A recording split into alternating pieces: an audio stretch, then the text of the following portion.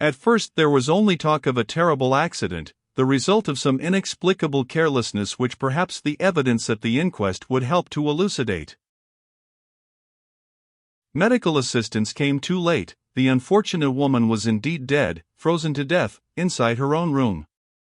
Further examination showed that she had received a severe blow at the back of the head, which must have stunned her and caused her to fall, helpless, beside the open window. Temperature at 5 degrees below zero had done the rest. Detective Inspector Howell discovered close to the window a wrought iron gas bracket, the height of which corresponded exactly with the bruise at the back of Mrs. Owen's head. Hardly, however, had a couple of days elapsed when public curiosity was whetted by a few startling headlines, such as the halfpenny evening papers alone know how to concoct. The mysterious death in Percy Street. Is it suicide or murder? Thrilling details, strange developments. Sensational arrest. What had happened was simply this. At the inquest, a few certainly very curious facts connected with Mrs. Owen's life had come to light, and this had led to the apprehension of a young man of very respectable parentage on a charge of being concerned in the tragic death of the unfortunate caretaker. To begin with, it happened that her life, which in an ordinary way should have been very monotonous and regular, seemed, at any rate latterly, to have been more than usually checkered and excited. Every witness who had known her in the past concurred in the statement that since October last a great change had come over the worthy and honest woman. I happened to have a photo of Mrs. Owen as she was before this great change occurred in her quiet and uneventful life, and which led, as far as the poor soul was concerned, to such disastrous results. Here she is to the life, added the funny creature, placing the photo before Polly, as respectable, as stodgy, as uninteresting as it is well possible for a member of your charming sex to be, not a face, you will admit, to lead any youngster to temptation or to induce him to commit a crime. Nevertheless, one day all the tenants of the Rubens Studios were surprised and shocked to see Mrs. Owen, quiet, respectable Mrs. Owen, sallying forth at 6 o'clock in the afternoon, attired in an extravagant bonnet and a cloak trimmed with imitation astrakhan which, slightly open in front, displayed a gold locket and chain of astonishing proportions.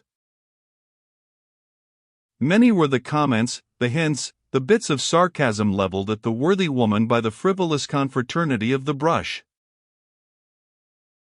The plot thickened when from that day forth a complete change came over the worthy caretaker of the Rubens Studios. While she appeared day after day before the astonished gaze of the tenants and the scandalized looks of the neighbors, attired in new and extravagant dresses, her work was hopelessly neglected, and she was always out when wanted. There was, of course, much talk and comment in various parts of the Rubens Studios on the subject of Mrs. Owen's dissipations. The tenants began to put two and two together, and after a very little while the general consensus of opinion became firmly established that the honest caretaker's demoralization coincided week for week, almost day for day, with young Greenhill's establishment in No. 8 studio. Everyone had remarked that he stayed much later in the evening than anyone else, and yet no one presumed that he stayed for purposes of work. Suspicion soon rose to certainty when Mrs. Owen and Arthur Greenhill were seen by one of the glass workmen dining together at Gambia's restaurant in Tottenham Court Road. The workman, who was having a cup of tea at the counter, noticed particularly that when the bill was paid the money came out of Mrs. Owen's purse. The dinner had been sumptuous veal cutlets, a cut from the joint, dessert, coffee, and liqueurs. Finally the pair left the restaurant apparently very gay, young Greenhill smoking a choice cigar.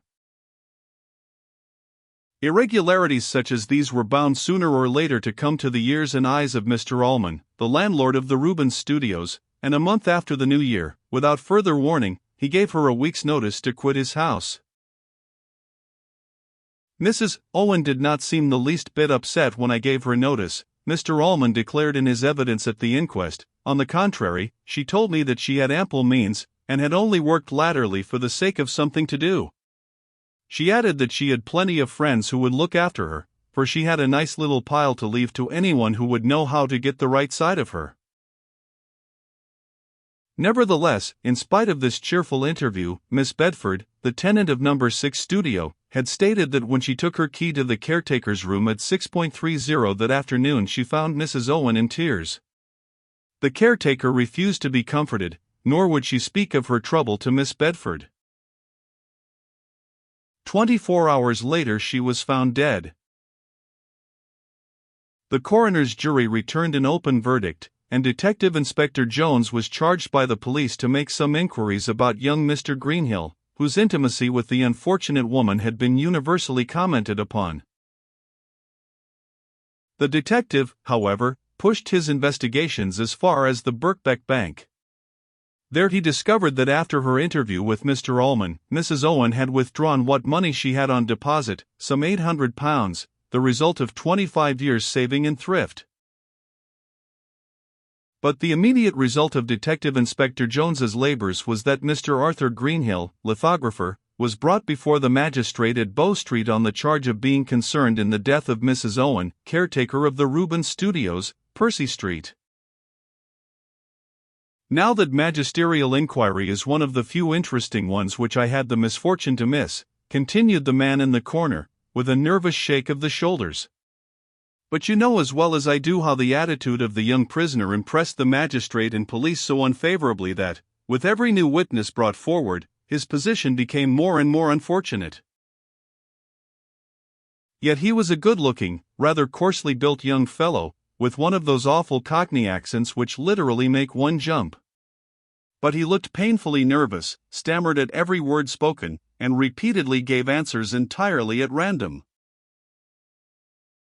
His father acted as lawyer for him, a rough-looking elderly man, who had the appearance of a common country attorney rather than of a London solicitor. The police had built up a fairly strong case against the lithographer. Medical evidence revealed nothing new. Mrs. Owen had died from exposure, the blow at the back of the head not being sufficiently serious to cause anything but temporary disablement. When the medical officer had been called in, death had intervened for some time. It was quite impossible to say how long, whether 1 hour or 5 or 12. The appearance and state of the room, when the unfortunate woman was found by Mr. Charles Pitt, were again gone over in minute detail. Mrs. Owen's clothes, which she had worn during the day, were folded neatly on a chair. The key of her cupboard was in the pocket of her dress. The door had been slightly ajar, but both the windows were wide open. One of them, which had the sash line broken, had been fastened up most scientifically with a piece of rope. Mrs. Owen had obviously undressed preparatory to going to bed, and the magistrate very naturally soon made the remark how untenable the theory of an accident must be. No one in their 5 senses would undress with a temperature at below 0, and the windows wide open. After these preliminary statements, the cashier of the Birkbeck was called and he related the caretaker's visit at the bank. It was then about 1 o'clock, he stated. Mrs. Owen called and presented a cheque to self for £827, the amount of her balance. She seemed exceedingly happy and cheerful, and talked about needing plenty of cash, as she was going abroad to join her nephew, for whom she would in future keep house. I warned her about being sufficiently careful with so large a sum, and parting from it injudiciously, as women of her class are very apt to do.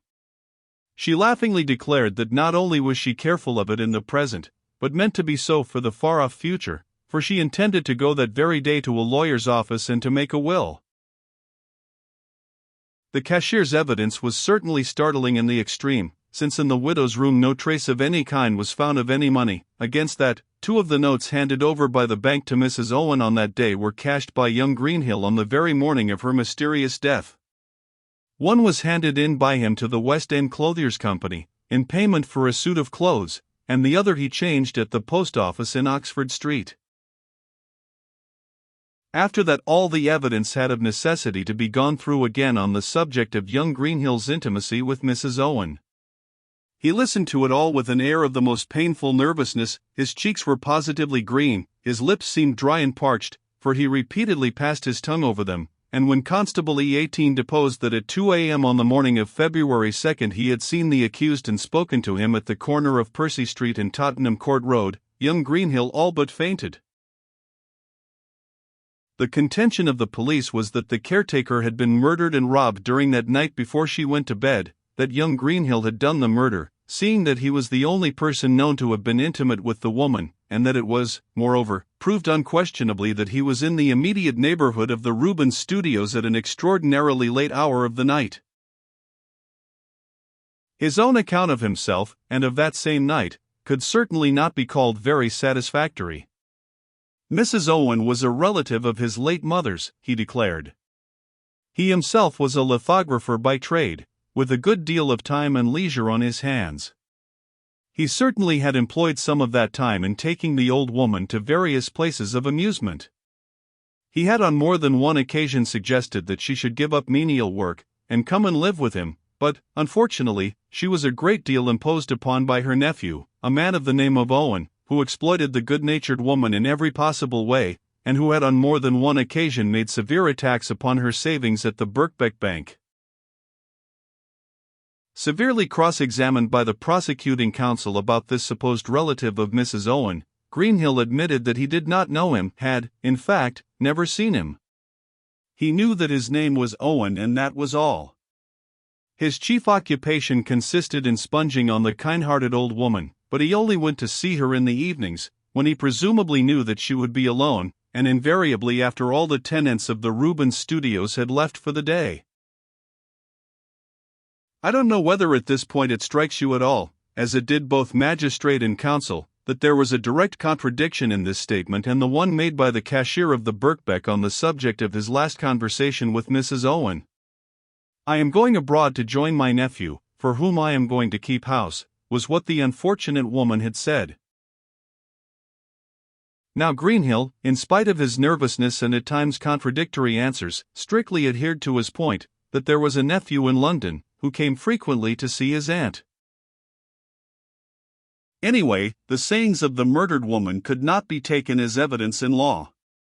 Mr. Greenhill Sr. put the objection, adding, there may have been two nephews, which the magistrate and the prosecution were bound to admit. With regard to the night immediately preceding Mrs. Owen's death, Greenhill stated that he had been with her to the theatre, had seen her home, and had had some supper with her in her room. Before he left her, at 2 a.m., she had of her own accord made him a present of £10, saying, "I am a sort of aunt to you, Arthur, and if you don't have it, Bill is sure to get it." She had seemed rather worried in the early part of the evening, but later on she cheered up. "Did she speak at all about this nephew of hers or about her money affairs?" asked the magistrate. Again the young man hesitated, but said, no. She did not mention either Owen or her money affairs. "If I remember rightly," added the man in the corner, "for recollect I was not present, the case was here adjourned." But the magistrate would not grant bail. Greenhill was removed looking more dead than alive, though everyone remarked that Mr. Greenhill Sr. looked determined and not the least worried. In the course of his examination on behalf of his son, of the medical officer and one or two other witnesses, he had very ably tried to confuse them on the subject of the hour at which Mrs. Owen was last known to be alive. He made a very great point of the fact that the usual morning's work was done throughout the house when the inmates arrived. Was it conceivable, he argued, that a woman would do that kind of work overnight, especially as she was going to the theatre, and therefore would wish to dress in her smarter clothes? It certainly was a very nice point leveled against the prosecution, who promptly retorted, just as conceivable as that a woman in those circumstances of life should, having done her work, undress beside an open window at 9 o'clock in the morning with the snow beating into the room. Now it seems that Mr. Greenhill Sr. could produce any amount of witnesses who could help to prove a conclusive alibi on behalf of his son, if only some time subsequent to that fatal 2 a.m. the murdered woman had been seen alive by some chance passer-by. However, he was an able man and an earnest one, and I fancy the magistrate felt some sympathy for his strenuous endeavors on his son's behalf. He granted a week's adjournment, which seemed to satisfy Mr. Greenhill completely. In the meanwhile, the papers had talked of and almost exhausted the subject of the mystery in Percy Street. There had been, as you no doubt know from personal experience, innumerable arguments on the puzzling alternatives. Accident? Suicide? Murder? A week went by, and then the case against young Greenhill was resumed. Of course, the court was crowded. It needed no great penetration to remark at once that the prisoner looked more hopeful, and his father quite elated. Again, a great deal of minor evidence was taken, and then came the turn of the defense. Mr. Greenhill called Mrs. Hall, confectioner, of Percy Street, opposite the Rubens Studios. She deposed that at 8 o'clock in the morning of February 2nd, while she was tidying her shop window, she saw the caretaker of the studios opposite, as usual, on her knees, her head and body wrapped in a shawl, cleaning her front steps. Her husband also saw Mrs. Owen, and Mrs. Hall remarked to her husband how thankful she was that her own shop had tiled steps, which did not need scrubbing on so cold a morning. Mr. Hall, confectioner, of the same address, corroborated this statement, and Mr. Greenhill, with absolute triumph, produced a third witness, Mrs. Martin, of Percy Street, who from her window on the second floor had, at 7:30 a.m., seen the caretaker shaking mats outside her front door. The description this witness gave of Mrs. Owen's get-up, with the shawl round her head, coincided point by point with that given by Mr. and Mrs. Hall. After that, Mr. Greenhill's task became an easy one. His son was at home having his breakfast at 8 o'clock that morning. Not only himself, but his servants would testify to that. The weather had been so bitter that the whole of that day Arthur had not stirred from his own fireside. Mrs. Owen was murdered after 8 a.m. on that day, since she was seen alive by 3 people at that hour, therefore his son could not have murdered Mrs. Owen. The police must find the criminal elsewhere, or else bow to the opinion originally expressed by the public that Mrs. Owen had met with a terrible untoward accident, or that perhaps she may have willfully sought her own death in that extraordinary and tragic fashion. Before young Greenhill was finally discharged, 1 or 2 witnesses were again examined, chief among these being the foreman of the glassworks. He had turned up at the Rubens Studios at 9 o'clock, and been in business all day. He averred positively that he did not specially notice any suspicious-looking individual crossing the hall that day. But, he remarked with a smile, "I don't sit and watch everyone who goes up and down stairs. I am too busy for that. The street door is always left open, anyone can walk in, up or down, who knows the way." That there was a mystery in connection with Mrs. Owen's death, of that the police have remained perfectly convinced. Whether young Greenhill held the key of that mystery or not they have never found out to this day. I could enlighten them as to the cause of the young lithographer's anxiety at the magisterial inquiry, but, I assure you, I do not care to do the work of the police for them. Why should I? Greenhill will never suffer from unjust suspicions. He and his father alone, besides myself, know in what a terribly tight corner he all but found himself.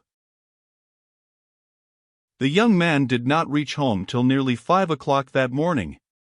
His last train had gone, he had to walk, lost his way, and wandered about Hampstead for hours. Think what his position would have been if the worthy confectioners of Percy Street had not seen Mrs. Owen wrapped up in a shawl, on her knees, doing the front steps. Moreover, Mr. Greenhill Sr. is a solicitor, who has a small office in John Street, Bedford Row. The afternoon before her death Mrs. Owen had been to that office and had there made a will by which she left all her savings to young Arthur Greenhill, lithographer. Had that will been in other than paternal hands, it would have been proved, in the natural course of such things, and one other link would have been added to the chain which nearly dragged Arthur Greenhill to the gallows, the link of a very strong motive. Can you wonder that the young man turned livid, until such time as it was proved beyond a doubt that the murdered woman was alive hours after he had reached the safe shelter of his home? I saw you smile when I used the word murdered, continued the man in the corner, growing quite excited now that he was approaching the denouement of his story. I know that the public, after the magistrate had discharged Arthur Greenhill, were quite satisfied to think that the mystery in Percy Street was a case of accident or suicide. No, replied Polly, there could be no question of suicide, for two very distinct reasons. He looked at her with some degree of astonishment. She supposed that he was amazed at her venturing to form an opinion of her own. And may I ask what, in your opinion, these reasons are? He asked very sarcastically. To begin with, the question of money, she said. Has any more of it been traced so far? Not another £5 note, he said with a chuckle. They were all cashed in Paris during the exhibition, and you have no conception how easy a thing that is to do, at any of the hotels or smaller agents to change. That nephew was a clever blackguard, she commented. You believe, then, in the existence of that nephew? Why should I doubt it? Someone must have existed who was sufficiently familiar with the house to go about in it in the middle of the day without attracting anyone's attention. In the middle of the day, he said with a chuckle. Any time after 8:30 in the morning. So you, too, believe in the caretaker, wrapped up in a shawl, cleaning her front steps? He queried. But it never struck you, in spite of the training your intercourse with me must have given you, that the person who carefully did all the work in the Rubens studios, laid the fires and carried up the coals, merely did it in order to gain time, in order that the bitter frost might really and effectually do its work, and Mrs. Owen be not missed until she was truly dead.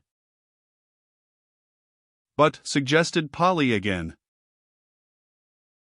It never struck you that one of the greatest secrets of successful crime is to lead the police astray with regard to the time when the crime was committed. That was, if you remember, the great point in the Regent's Park murder. In this case the nephew, since we admit his existence, would, even if he were ever found, which is doubtful, be able to prove as good an alibi as young Greenhill. But I don't understand. How the murder was committed, he said eagerly. Surely you can see it all for yourself, since you admit the nephew a scamp, perhaps, who sponges on the good-natured woman. He terrorizes and threatens her, so much so that she fancies her money is no longer safe even in the Birkbeck Bank. Women of that class are apt at times to mistrust the Bank of England. Anyway, she withdraws her money. Who knows what she meant to do with it in the immediate future? In any case, she wishes to secure it after her death to a young man whom she likes, and who has known how to win her good graces. That afternoon the nephew begs, entreats for more money, they have a row, the poor woman is in tears, and is only temporarily consoled by a pleasant visit at the theatre. At 2:00 in the morning young Greenhill parts from her. 2 minutes later the nephew knocks at the door. He comes with a plausible tale of having missed his last train, and asks for a shakedown somewhere in the house. The good-natured woman suggests a sofa in one of the studios, and then quietly prepares to go to bed. The rest is very simple and elementary. The nephew sneaks into his aunt's room, finds her standing in her nightgown. He demands money with threats of violence. Terrified, she staggers, knocks her head against the gas bracket, and falls on the floor stunned, while the nephew seeks for her keys and takes possession of the £800. You will admit that the subsequent mise en scene is worthy of a genius. No struggle, not the usual hideous accessories round a crime. Only the open windows, the bitter northeasterly gale, and the heavily falling snow, two silent accomplices, as silent as the dead. After that the murderer, with perfect presence of mind, busies himself in the house, doing the work which will ensure that Mrs. Owen shall not be missed, at any rate, for some time. He dusts and tidies. Some few hours later he even slips on his aunt's skirt and bodice, wraps his head in a shawl, and boldly allows those neighbors who are astir to see what they believe to be Mrs. Owen. Then he goes back to her room, resumes his normal appearance and quietly leaves the house. He may have been seen. He undoubtedly was seen by 2 or 3 people, but no one thought anything of seeing a man leave the house at that hour. It was very cold, the snow was falling thickly, and as he wore a muffler round the lower part of his face, those who saw him would not undertake to know him again. That man was never seen nor heard of again? Polly asked. He has disappeared off the face of the earth. The police are searching for him, and perhaps someday they will find him, then society will be rid of one of the most ingenious men of the age.